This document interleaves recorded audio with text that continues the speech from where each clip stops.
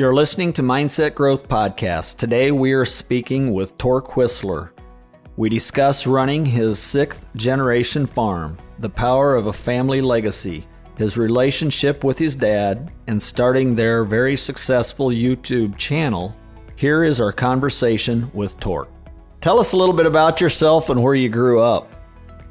So I'm actually sitting at the kitchen table in the house that I grew up in. So I didn't make it very far. I've gone a lot of places, but I never made it very far. Your roots are deep there, right? I am the 5th generation here, and my son is I have 2 sons, but my son that farms with me, he's the 6th, and with any luck, we're going to try to keep it going. That is awesome. That is incredible, actually. Your great-greats were then definitely early settlers in the community. Yes, they were. Yes, that's true. So the first question I have is, and I guess let's back up a little more. When I tell yourself about yourself a little bit, I'm curious, what did you do? Because if I understand correctly, and I was just researching a little bit of social media, you worked for some local companies. I believe you're farming full time, and Yep. what is it? Or tell us a little bit about all of that. Maybe kind of give us a quick summary from the beginning to here. Yeah. So it's a long and twisted path, but so I grew up. I'm the youngest of 3 boys, and I grew up farming here. I'm a little bit unusual in the fact that my dad was 52 years old when I was born. He got a late start in life, and then there's a gap between me and my 2 brothers. So he was born and raised right here where I am, and he went to college at the University of Colorado basically because he had hay fever real bad. And at that time, that was, high altitude, they thought that would help a lot. He went to the business school out there. The war came along. He got drafted, World War II, and he ended up being a fighter pilot. And he got out of that. He didn't know what he wanted to do. So he went to law school, and he graduated law school, passed the Colorado bar. And by that point, he knew one thing. He hated the law, and the last thing he wanted to do was to be a lawyer. And so in 1949, he came back home and he started farming with his brother. And he always tells the story that he told his mother that right or wrong, he wasn't going to change again, that he'd done enough and he was going to be content here. And she was pretty sure that she'd never see grandchildren out of him because, at that age, he was in his 30s at that point, and she didn't think that there was a chance that a woman would take pity upon him. And he met my mother, and she's 17 years younger than he was, and that's how we came along.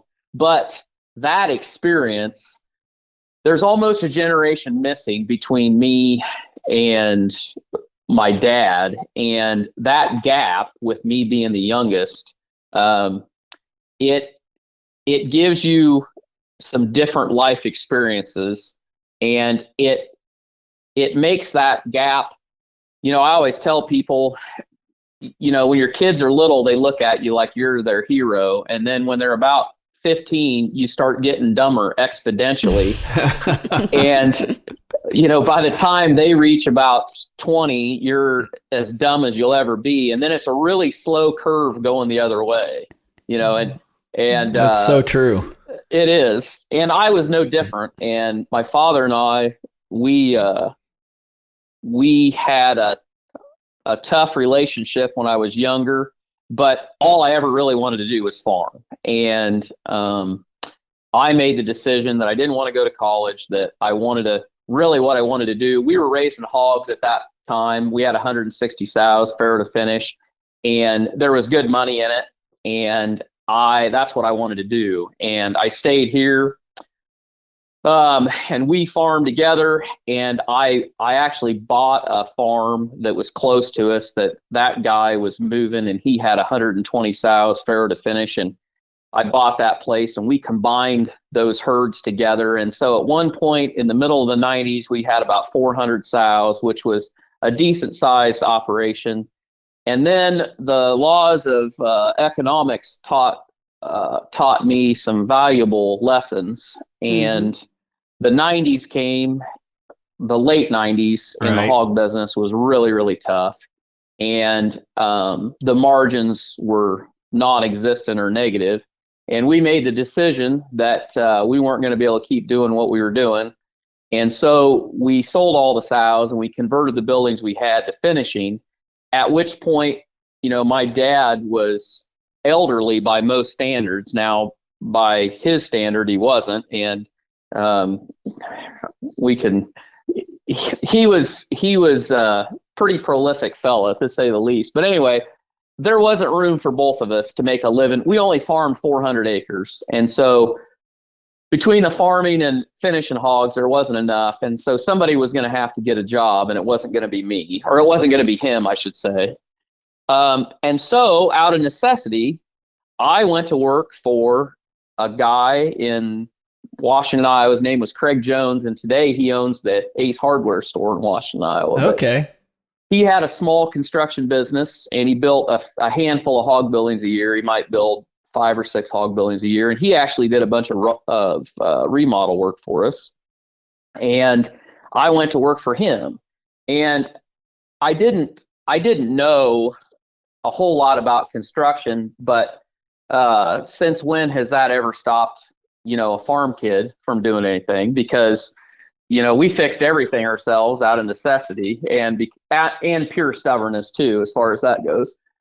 And so I went to work for him, and in not very much time, we really got along pretty well. And I kind of became, maybe not his right-hand man, but I did a lot of his service work, and I did a lot of stuff out after hours for him. And I was, I was kind of good at it, and I enjoyed it. And then one day in 2000, the fall of 2000, I got a phone call, and it was from a guy named Claude Greiner. And Claude Greiner owned a company out of Wellman, Iowa called Precision Structures. Right. And they built hog buildings all over the Midwest. Right. And it was it was on a scale that was entirely different than what Craig was doing. And they had a guy that quit that ran their crews as far as finishing out buildings and setting them up and doing all the service work and kind of being the guy that people that built buildings, their go-to guy if anything went wrong. And I ended up taking a job with them, and I ended up working there for 15 years. And in that time, I started as the service guy, and it was a lot of hours. It was good money, and I had 2 young kids and a lot of debt left over from the learning experience of what not to do in the hog business. And PSI I slowly started to shovel the hole shut, but I had a really bitter outlook towards farming at that point, and hogs specifically. But I was really still tied to it because my parents were getting older. My 2 brothers lived in opposite corners of the United States, and they weren't around. And I was kind of the backstop to make sure that everything was okay with them. So I still helped with everything that I needed to help, but I wasn't in a real good place, I would say, as to how I felt about all that. I didn't see much opportunity in ag from that side of it. But I became a salesman. They had a salesman that quit, and I became a salesman. And Claude Greiner really was my mentor. And he really made me see the opportunity that was there, not only as far as selling. I was successful at it. And the reason I was successful was because I kind of knew all aspects of it, in the fact that I had raised hogs and I knew what worked like if I was building a building for whatever it was, Right. and I worked on the crews that were building it, and I knew what was going to last, what wasn't going to last, what I would put in it, what I wouldn't put in it. And I was able to establish that trust that you need when you're looking to make a purchase that large, that, people thought I was genuine, and I was genuine in what I was doing. But Claude really lit the fire under me that I should think about long term getting back into the hog business via contract finishing. And in 2010, I built my first hog building back here on the farm. And that was probably the best sales job that I ever gave, because my wife, who didn't grow up on a farm and had no idea what she was signing up for in 1993 when we got married, she had the same education of ag that I had. And the look on her face, as you can imagine, when I told her, oh, let's build another hog building after the experiences that we'd had in the past, that was kind of a tough mountain to overcome. And she was very reluctant, with good reason, but kind of like when I convinced her to spend her life with me, it was some good salesmanship on my part that pulled that off. It's amazing, isn't it amazing how sometimes these women can help us become better? Well, that is 100% true. And like any good man, I like to take credit for it, when in reality, she probably just felt sorry for me and said, maybe there's still hope that I can fix this guy, which I always tell young people that you never want the person that you're trying to spend your life with to ever give up hope of trying to fix you, because sometimes that's the only thing that keeps it going. So you don't want to extinguish that part of it. Well, go ahead. But anyway, we started down the road of building some buildings, and I ended up building 3 buildings for myself, and my son now has one too. But then I got really burnt out. The business had grown and grown and grown, and I honestly had begun. I was very successful in my own, by my standards of what I thought success was, but I didn't really like the person that I had become, in the fact that I was, and that kind of goes with it, but the more success you have, the more success you want. And I was on the road a lot. I was gone a lot, and I had kind of started drinking my own Kool-Aid that, this train was going to go on forever, and that, if I wanted to, if you wanted a new car, that was just a few more sheds you had to sell. But if you had that car for a year or two, well, there's something better, let's get this, let's add this, let's go here. And my dad and I had a conversation, and I kind of just had a realization in 2015 that I really wasn't happy. I was successful, but I was just kind of a greedy bastard, to lack of a better word. And I had the best year that I ever had in 2014. And I went in, I think in January, and I told my boss that I was quitting, that I was going to be done. And I didn't know what I was going to do, but I knew I wasn't going to keep doing that. And I think they were as, dumbfounded as I was, but I knew that I had to make a change. And I didn't really have a plan, but I knew that I was going to make a change. And Dave Eichelberger, who was one of my best customers and a friend of mine and kind of a mentor to me, just the way he did business, I called him because I was trying to convince them to build another sow unit. And I just called him and I asked him if he thought there was any chance that was going to go in 2015. And he said he didn't think it was going to. And I said, well, that's good to know because, me being greedy, I didn't want to leave any money on the table. I'm going to quit my job. Right. And he asked me what I was going to do. And I said, I don't have any idea, but I said, I'm not going to keep doing what I'm doing. And I could just tell that he kind of understood. He knew. And he said, well, why don't you come down and talk to me? And he goes, you're good at dealing with stuff that's messed up every day. He goes, there's something broke down here all the time. He said, maybe you can help us out. And so I did. In 2015, I went to work for Eichelberger Farms, and I did all their contracts and basically grower relations, which, I was good at yakking. And I really enjoyed working for them. But it was one of those things that by that point, my kids were getting older. And my oldest son had he was finishing up at UNI, and he was getting into real estate. And he ended up coming back to Washington and staying here and getting into buying some properties and doing Airbnb and that kind of thing. And it looked like my youngest son, he was really having the debate about whether he was going to go to college or not. And he really liked the idea of farming and being around here.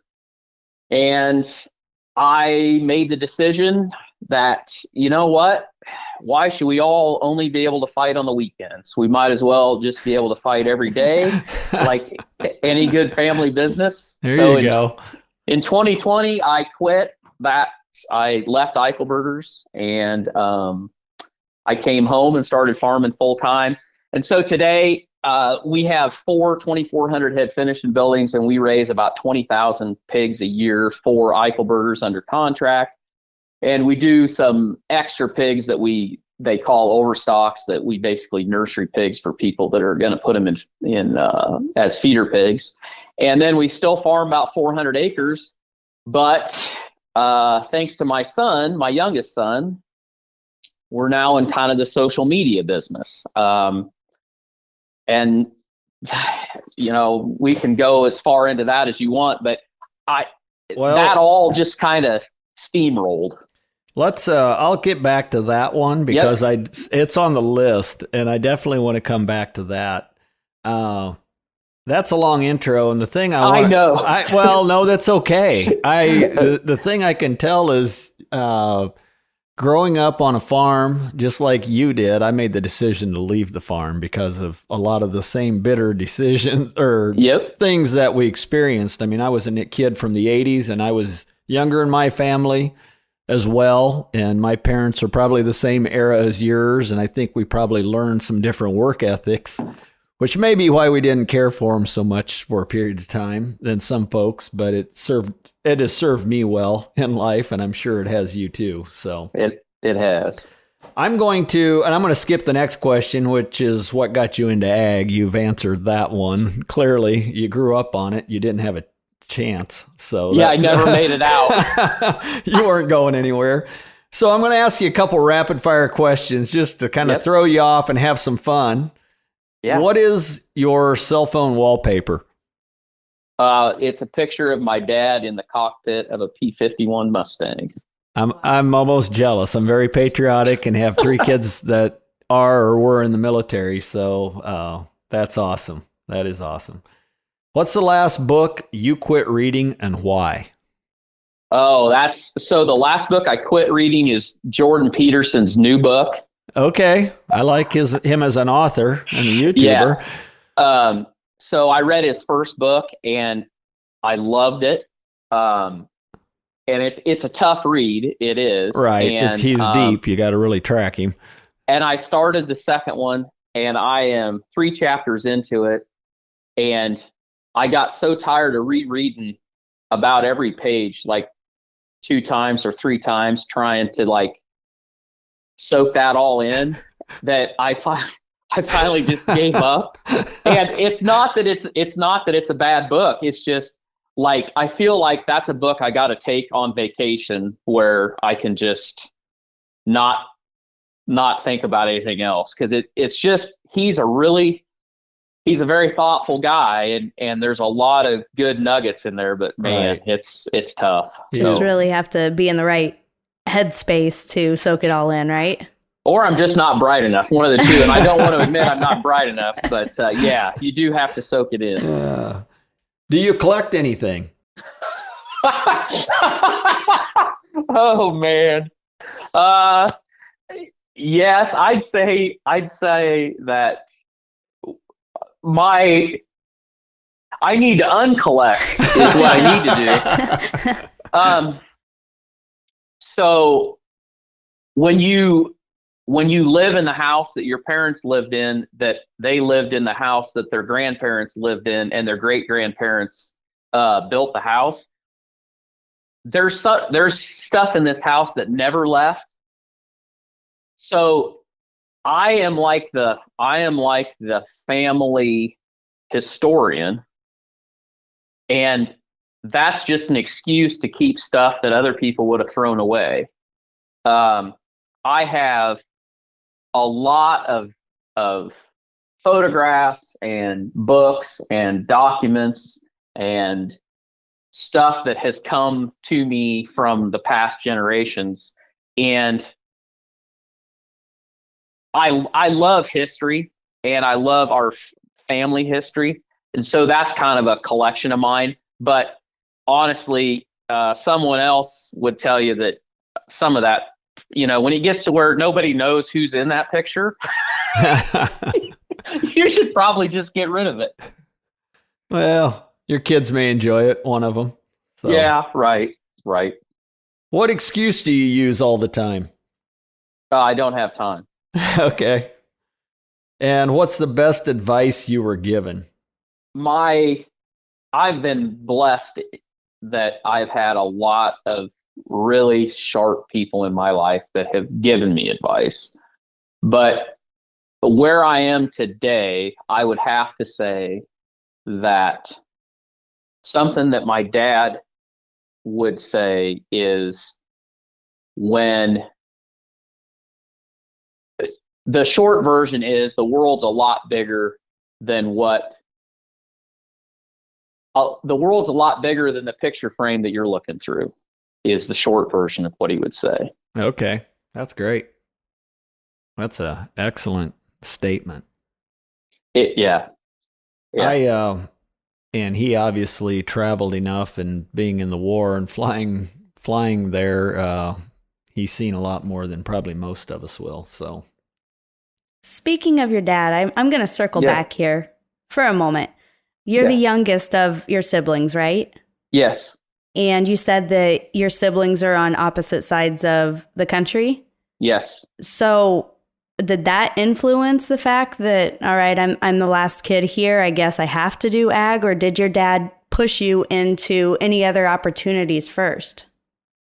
No. So in fact, I would say that if you ask so I have two brothers, and I think they would all say that my parents never pushed us into anything. And if almost the other way, in the fact that, my brothers, they were coming to maturity in the 80s, and the opportunities in ag were not very good in the 80s. And neither one of them felt like they had any opportunity here. And the other thing I'll say is this, and I don't want to,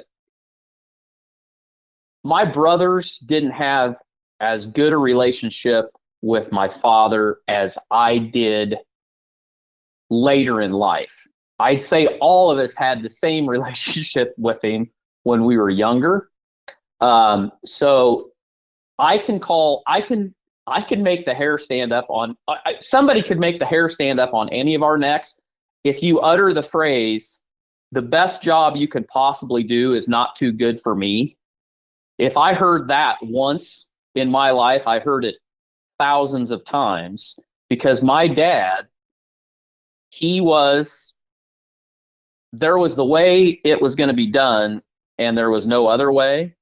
And, you know, right or wrong, we're going to do it my way. And if you didn't do it right, you were going to do it over again. And it didn't matter what you had planned for the day. This is what we were going to do. And so growing up, it was tough. And so I saw my oldest brother, and he tried really hard to be the oldest son, and whatever dad told him to do, he did it, whether he wanted to or not.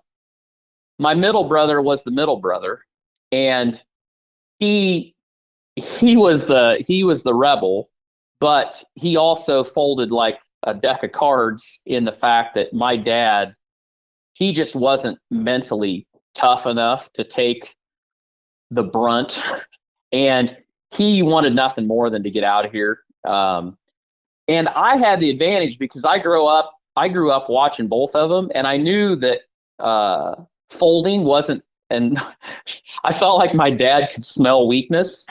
And it's that military. Yeah, and so my answer was that I just throw it back at him, and he and I fought worse. My dad and I fought worse than he did with my brothers. And some would argue that it's because we were more alike. But I just saw that if you didn't stand up to him, you were going to get steamrolled. Mm-hmm. But somewhere down deep inside, I liked working with him, and I liked being on the farm. And even though there were a lot of hard conversations and we didn't see things the same way, we kind of fought to a stalemate. By the time I was in my early 20s, we kind of had like an understanding, and we could fight, but we would walk away, and tomorrow we'd be okay. And my brothers never got to that point. And so my oldest brother was very successful. He went to University of Colorado in Boulder. He now lives down in Dallas, and he's very successful with what he does. And my middle brother, he traveled all over and kind of had to find his way in the world, which middle brother, you kind of have to expect that. And he's done a lot of different things, but he has a family, lives out in Lancaster, Pennsylvania, and he's been very successful in what he does. But the farming never really, I don't feel like they had that opportunity, and it was never their passion. And the other thing is, I really got kind of caught up in the history of the family that settled this ground, and I always felt a connection to that.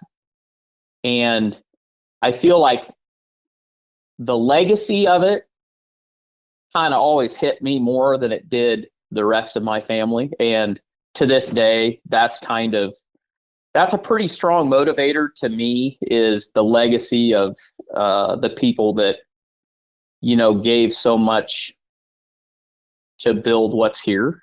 Right. And so that wasn't very rapid fire, but that's the answer. Well, and the thing that I always like to think about too, and of course I enjoy history just like you do, but if I always look at the fact that if we don't know our past or where we've come from, we really don't know we don't have a foundation to know where we're going. And I think you can see that some people wander in life a little bit more because that doesn't mean anything to them.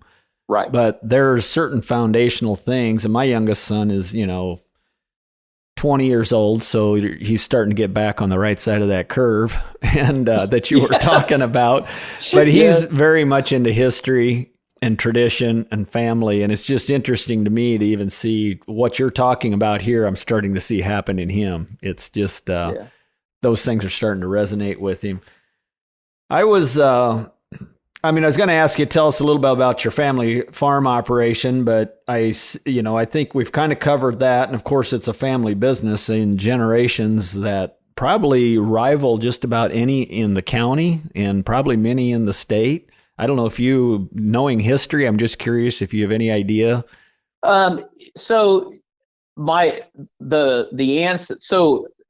I say the Whistlers are the opportunists. So my last name's Whisler, and we're the opportunists. The Meek. So the people who came here and settled this ground, their name was Meek, and my grandmother was a Meek. She and my grandpa, he was an opportunist.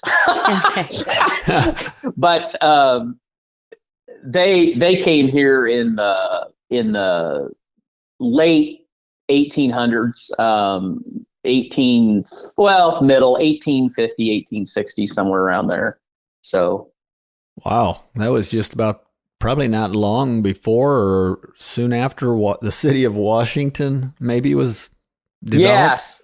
Yes. So there wasn't much here when they came. And I hear this is a really interesting story. So if you go back 5 generations, Samuel Meek is the guy. He's the kingpin of the deal, and he was a sod buster. And the Meeks came from out in West Virginia, and as the frontier moved west and as people settled, what he did is he had a set of oxen, and as people moved west, if they tried to break the sod and you had a team of horses, they probably couldn't pull a plow to turn the sod over because it was so thick. But he would turn it over. He had these teams of oxen, and he could plow it under. And if you hired him to do it, he got paid whatever. I don't know what it was, but a lot of those people, they spent all their money buying that land. And so what he would do is he would take a parcel of the land. If you had 80 acres and he turned it under for you, then he would take a parcel of that land and he'd turn around and auction it to get his money. And that was the agreement that they had. And he came all the way across, Ohio and Indiana, and they settled in Illinois. And then two of his boys came over here, and they sent word back that this was a good spot. They were looking for a big parcel of land to buy, and they told him this is where we need to be. So he packed up and brought the whole family out here, and each one of his kids, when he passed, each one of his kids either got 160 or 240 acres, and there was 9 of them. And so there was a big chunk of ground. It was all contiguous. And our 400 acres is what's left of 2 of the brothers. Now I have a cousin that farms, and he has a chunk that is his, and it's from a brother and a sister. But from the original, those are the only 2 that are left. But anyway, that's how it all started. That's interesting. And, yeah, it is. It's pretty interesting. Oh man, I don't know really what the history, but your family then has to be one of the first that settled in that county. I would have to think, but yeah. Obviously it's a family business, but I'm going to go back to something that you just started into, and we've got a couple questions on this. Can you talk about your successful YouTube page and how that got started? I kind of want to really touch on that and dive into that. I mean, that's really what triggered me to reach out to you when I started to see that, because obviously there's probably some, we can support each other in this venture a little bit. Yeah. So, I'll first say this, my son, so Sawyer, none of this would have happened without him. Okay. And how it happened was, his senior year of high school, he had been very into sports, and he was debating about going to college to play football. And all he'd ever wanted to do was play football from the time he was, a little shaver. And, but he loved, let's just say, and he's like his dad in this aspect, he loved all the social facets of education, but he didn't really like the education part very well. Yep. And as he thought about going to college, the only reason that he would have gone was probably to play football. And we actually had a college visit lined up to go go look someplace, and we're supposed to leave that morning, and he came downstairs, and this was in the summer after school was over, after senior year was over. And he came downstairs and he goes, "I don't want to go." And I said, "What?" And he's like, "I don't want to go." I said, "Why not?" He said, "Well, this is the first morning in 6 weeks that I got up and I don't ache." Because all he'd done, these kids today, all they do is work out. They work out. And he'd been doing that. And he said, I don't want to feel as bad as I felt, most of this year for another 4 years. And I said, okay, well, we don't need to go. So then the decision was, are you going to go to college? And he was working for me at that point. He was choring my hog buildings for me. And he said, "I don't think I want to go to college. I want to just stay here and farm with you." And I said, "Well, okay, that's fine. But if you do that, you got to find some way to help pay the bills," because I said, "You're not going to be satisfied just working for me what I'm paying you to chore 3 hog buildings." And he was doing a lot of stuff with social media. He just didn't know what his niche was. And he just picked up the camera and we just sorted hogs one day, and he edited it, and he looked around, and there wasn't anybody on YouTube that was showing their day-to-day lives as hog farmers. So Millennial Farmer, Zach Johnson, yes, he's the kingpin of ag YouTube, but he's a grain farmer, and there's quite a few other guys that are doing that, but there really isn't many people that are showing what happens day to day in a production agriculture scene as far as hog production. And we did it, and we got a little traction on it. And at first, my only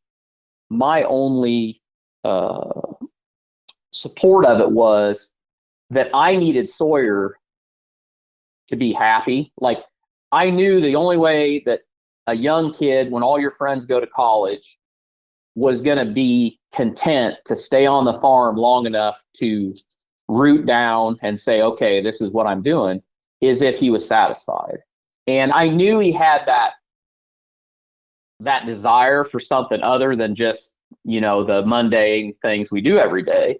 And this social media was kind of his output. That's what he liked doing. And so I kind of tolerated it to start with. It wasn't my desire to be on YouTube and to have people, comment on your stuff and whatever. But it just kind of grew, and we made a connection with people. And it was never intended to be like, today I'm the trained monkey. I throw out the one-liners and the ha funny stuff. And it didn't really start that way. I just that's kind of how I am, and that's how it started.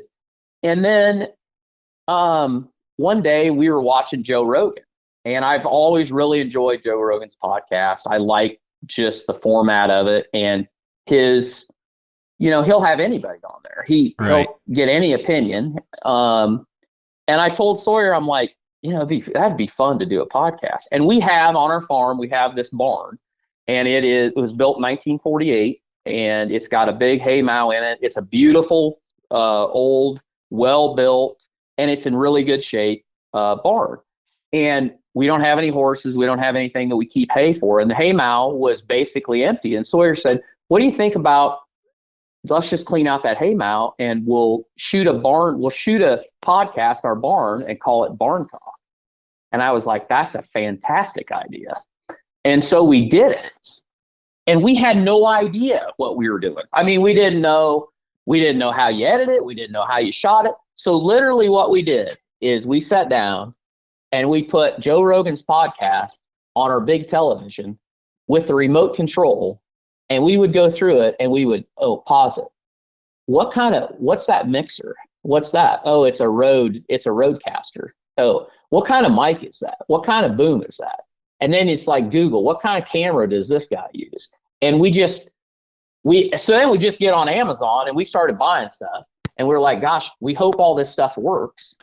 And we put it all together. We didn't know how to edit. We didn't know any of that. And Sawyer taught himself from YouTube how to edit, how to set the cameras, what kind of lens you need. And we goofed around with it, and we'd shoot a little bit and we'd look at it. And it was the same way at the same time we were doing this, the YouTube was getting a little more traction. And then one day I got a message on LinkedIn from a guy named Mike Hansen. And Mike Hansen owns a company called Barn Tools. And Barn Tools is a company based out of Des Moines, based out of Ames. And they have an alarm system that is tailored towards the poultry business and to the swine business. And it is a wireless, it uses wireless technology, which is great because anything wired in a hog building can be a problem. And I'm assuming a poultry barn could too. But the name of this alarm is called Barn Talk. And Mike Hansen reaches out to me and he messages me and he goes, "Are you guys seriously making a podcast called Barn Talk?" And I'm like, "Yeah." He's like, "We've got to talk." And so we got on a phone call and he said, "We're literally marketing an alarm called Barn Talk to hog farmers, and you're a hog farmer that has a podcast called Barn Talk. I think this is divine intervention. Stars aligned. We got to get together." Well, it was better. It was better than the alternative. I thought maybe you were going to be told to stop. Oh, infringe upon. Yeah. So we didn't have 100 people probably downloading that podcast. But one thing that we started doing that other people weren't doing, other than a few, and I should back up, a big influencer to Sawyer as far as his ideas about social media was Gary Vaynerchuk. And anybody that, if you're not aware of Gary Vaynerchuk, a lot of people know him as Gary V, and he has a social media company, and he's into a lot of different things, but he's really well known for his keynote speeches because he's very animated and I call it toxic positivity because it's just insanity how fired up he is. But he talked about making a big piece of content and then breaking that content down into smaller pieces and then dealing that out over all social media. And so from the beginning with the YouTube channel for This'll Do Farm, and then as we got into the podcast, we took the long form, those videos are 10 to 20 minutes on YouTube, and we cut them down and we take the best parts and we make clips and we put those clips on TikTok, Instagram, Facebook, sometimes Twitter, sometimes LinkedIn. And by doing that, we have expanded our audience and we've grown our reach way faster than we ever would have been able to do just solely doing the YouTube channel or the podcast. But then having Barn Tools come in when we didn't have much of an audience and offering to sponsor us. And it's not like it's huge money, but it's money like it actually gives us some money for what we love doing, which is great. And it's enabled us to get, buy the equipment we need and continue to hone our skills and get better at what we're doing. And so that's kind of how it all started. Then the advocacy side of it really kicked in. As we did it, we got so many comments from people that do the same thing we do every day. And so much of what we do is, very mundane. Anybody that grew up on a farm or grew up raising pigs, there's what you do every day it's pretty repetitive. Right. But so many people that are involved in that industry were so supportive and so excited to have somebody kind of champion what they do and showing the hog business in a positive light instead of being painted with a very wide negative brush like so many activists want to do. And that kind of became, they always say start with the why. And honestly, we didn't really start with the why. We started with, well, this looks like it'll be fun. Let's just do it. But the why kind of like smacked us upside the head. It's like there is a need for this. And so that kind of became the motivation for what we do now. And as far as, why we try to expand it and what the people we're trying to reach. That's awesome. It's you kind of filled in the next couple of questions I have. No, don't apologize. I just enjoyed letting you talk about it because you could put it all together that way. The question I guess I have that comes out of that though, what is it at this point that you want to accomplish with your podcasts and marketing of ag? I mean, what is that? You just mentioned the start with a why. What is that why? I have to say that for my part of it, so I actually am going to the ISU Swine Day on Thursday, and they asked me to speak for a few minutes there, and I've been working on this speech, which is scary as all get out for me because people watch me on these videos and they just think, oh, Tork, he'd be fine to get to speak to people. Well, they don't understand that we edit all that. So, I can say the wrong thing 12 times, but if I say it once, when it's edited out, it looks like, boy, you are just so smooth. And so I'm a little stressed out about it, but my message for that is, and it kind of goes back to what I said that my dad always said about the picture frame, is Sawyer. So one of the great things about getting older is perspective. Might be one of the only things that's positive. But it certainly is a good one.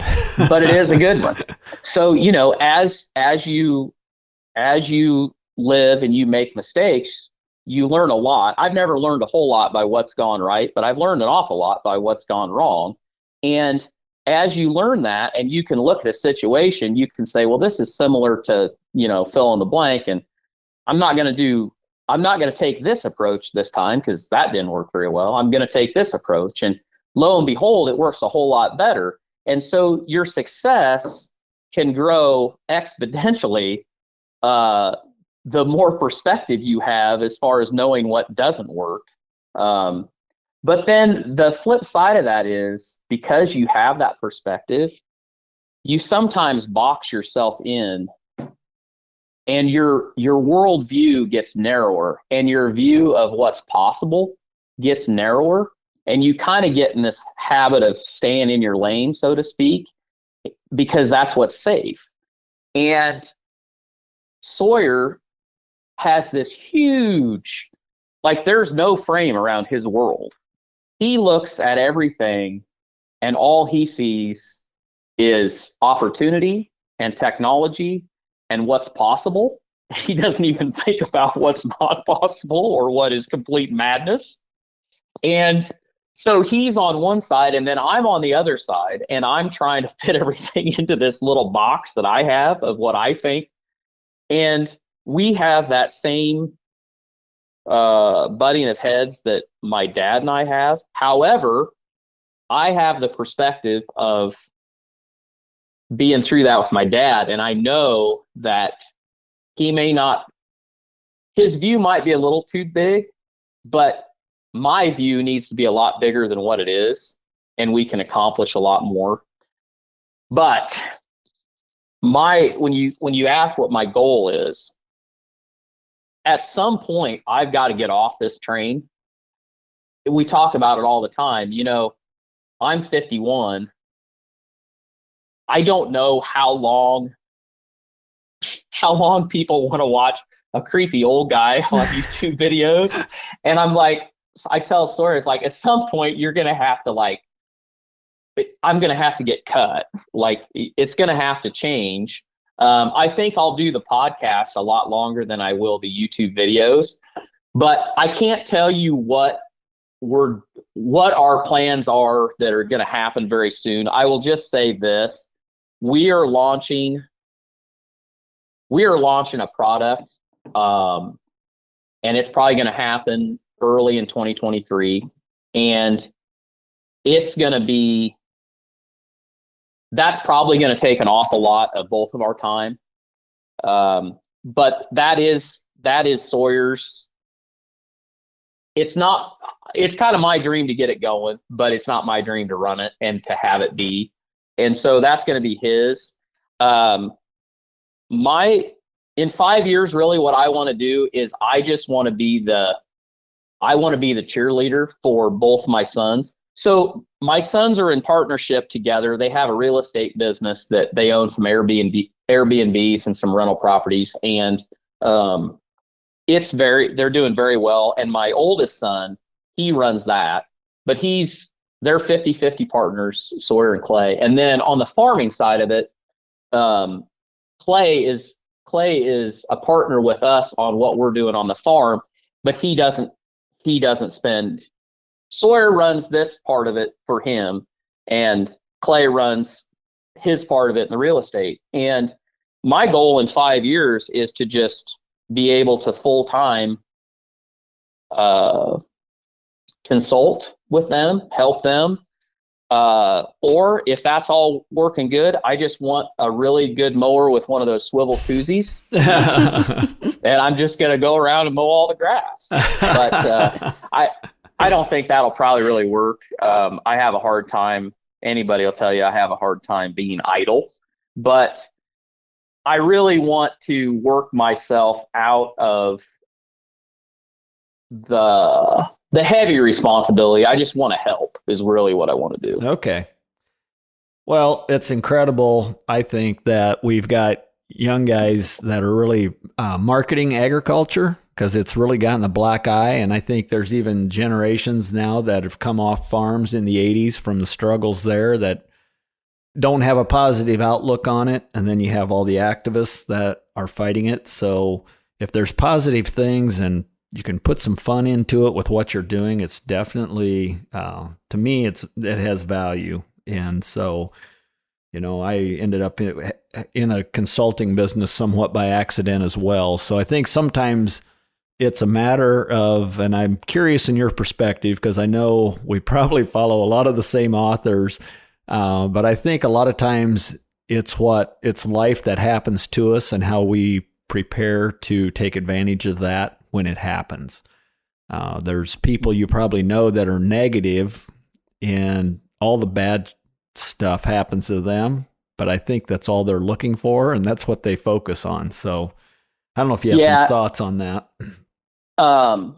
You're 100% right, because perspective is so much of it. There's stuff going wrong here on our farm every day, and it's very easy. And let's face it, the world that we've got today runs on negativity. And I'll give you a great example of that. I'm even weirder than you think I am, because I'm a grain farmer from Southeast Iowa that loves Tesla, and I'm an investor in Tesla, and I believe in it long term. But I always tell people, on any day, if you peruse your stock quotes and you bring up Tesla, because it's so popular and because Elon Musk is so polarizing, let's just say there'll be 10 stories about Tesla. 9 of those 10 stories will be negative. And the reason they are is because, one, they love putting out anything about Tesla because it's instant name recognition. And 2, the world runs on negativity. And so people are crafting stories because they think it'll sell or get clicks because we got name recognition and it's something negative. And it's kind of that way when you get together with people. I always am interested to watch how the conversations go, because do people typically, when you get together, do you talk about everything that's going great, or do we talk about politics, how bad it is, the price of gas, price of groceries, da da da da da?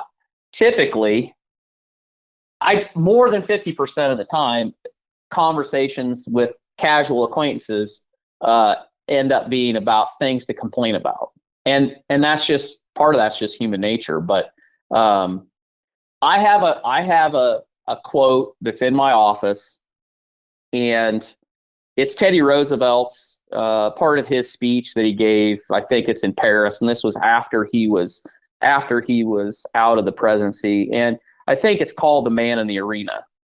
And that, at the end of the day, there are lots of people that want to point out everything that's wrong with the world, and they want to point out everything that someone does wrong, and they want to tell you why what you want to do won't work. But at the end of the day, it is the man in the arena. It is the person that is actually trying to do, not the people that are trying to tell people what they can't do. Like, everything that we have in this society and all we stand upon was built by people that actually tried, that actually did, not the people that stood on the sidelines and said that'll never work. Right. Absolutely. And so you have to decide, what are you going to be? Because it's not easy. It's a whole lot easier to point and say that'll never work. It's much harder to try to be. Even if it's the little thing, like raising a family, it's tough. But the people that do it, the benefit of doing it is much better than throwing your hands up and say, nope, can't be done. Yep. No, go ahead. It reminds me of one of my favorite quotes to my kids, and I even yelled it out at the pitcher or the catcher last night at my daughter's softball game. She was talking about her hand. She's like, I can't. And I immediately stopped her and I said, can't never did anything. And that's something I tell my daughter all the time. And I think that 9 times out of 10, she rolls her eyes at me. But, that's a 15-year-old for you. Yep. But she'll remember it. I hope definitely remember it. Well, Tork, I really appreciate you taking the time to do this. There's one instant takeaway that I take that absolutely motivates me, is the fact of how positive you are, and also how intentional you are about learning about your history to improve going forward. And I think it's going to take a lot of folks like us being positive that are going to make a big difference in this world. It's the negativity just does not bring a lot of change in a positive. Obviously, no, it doesn't bring positive change. So that's my first takeaway, and I appreciate that so much, because what you're doing with your podcast and all the YouTube clips and things like that, it's I think people still are searching for that positive influence, and that maybe, the funny thing that went bad, and how do you put a positive spin onto it. So I thank you for taking the time to be on Mindset Growth Podcast today, and enjoy looking forward to meeting you sometime. I feel like yes, you absolutely. and I need to connect for lunch sometime. I've got your number, so Yep. I will shoot you a text. You've got mine. I called you from my cell phone, so you can save it. And you can do some research on me too if you want, see what I'm up to. But would love to catch up over lunch sometime. So yeah, that'd be great. I appreciate you reaching out to me, and thanks for letting me ramble. I guess the only thing we should probably do is, and John, my producer, will edit this, but if you want to just tell us where people can find you.